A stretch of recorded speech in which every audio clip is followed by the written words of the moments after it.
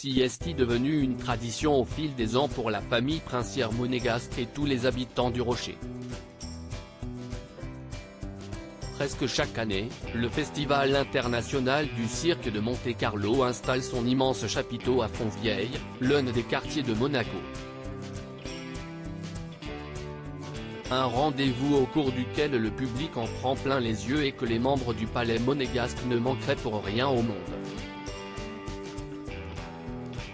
Après 2 ans d'absence en raison de l'épidémie de Covid-19, le lancement de la 45e édition du Festival international du cirque de Monte-Carlo s'est tenu ce vendredi 20 janvier.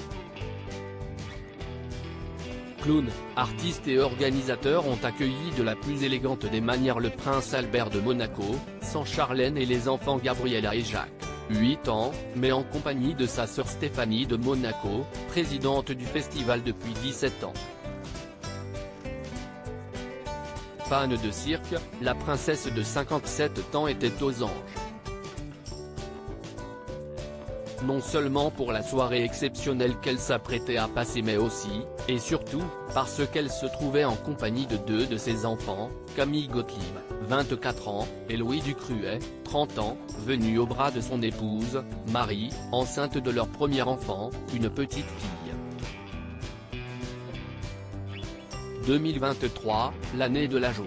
Plus qu'enthousiaste à l'idée de devenir grand-mère pour la première fois, Stéphanie de Monaco n'arrivait pas à ôter son sourire du visage, pas peu fière de poser à côté de sa belle-fille Marie, portant élégamment et discrètement la relève de la famille princière. La petite troupe a ensuite pris place dans une loge des gradins pour admirer le spectacle, le premier d'une longue série. Au micro de la chaîne Monaco Info, la princesse Stéphanie avait fait part de sa joie de voir venir l'événement sur le Rocher, dont elle et le public ont été privés de trop longues années à cause des confinements et de la pandémie mondiale. Un monde à l'arrêt qu'elle se réjouissait 2 jours plus tôt de revoir vivre à nouveau, si important pour la profession, pour le festival et pour Monaco. Ce sont des beaux moments de partage, de joie, on respire un peu. Je suis tellement contente que le chapiteau ait repris vie. Pour Stéphanie, pas de doute, 2023 est bel et bien placé sous le signe du bonheur.